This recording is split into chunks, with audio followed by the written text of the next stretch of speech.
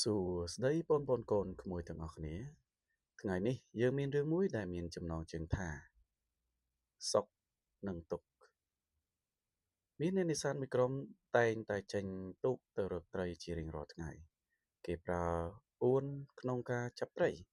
ដែលជួនក៏បានតិចជួនក៏បានច្រើនទៅតាមតែព្រេងវាសនាទេវតាកម្រិត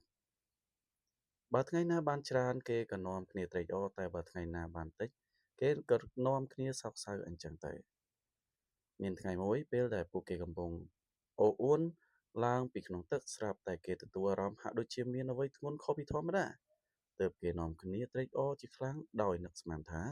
ប្រកាសជាមានត្រីជាប់អួនច្រើនជាមិនខានម្ដងនេះយើងមានសំណាងធំហើយពេលចប់ពួកគេក៏នាំគ្នាអូសអួននោះឡើងមកតែបន្ទាប់ពីអូសអួនផុតពីទឹកពួកគេស្រាប់តែបែរជាខកចិត្តទៅវិញព្រោះក្នុងអួននោះមានត្រីត្រឹមតែ2-3ក្បាលប៉ុណ្ណោះការដែលអួនធ្ងន់ដល់ថ្នាក់នេះគឺដោយសារតែវាជាប់កំទេចដីនិងដុំថ្មនោះឯងពួកគេម្នាក់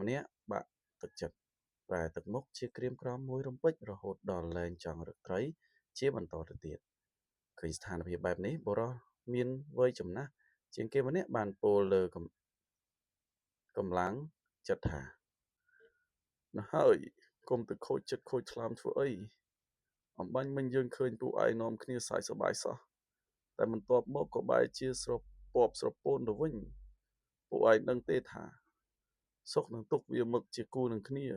កុំមាននរណាជ្រើសយកតែមួយចំហៀងបានទេហេតុនេះកុំទៅគិតខ្វល់ខ្វាយអ្វីច្រើនពេកខំប្រឹងធ្វើអ្វីឲ្យអស់ពីសមត្ថភាពទៅវាចប់ទៅហើយសុខគូនឹងទុក្ខត្រូវចេះទទួលយកសុខនិងចេះរស់នៅជាមួយក្តីទុក្ខ Sharing for more.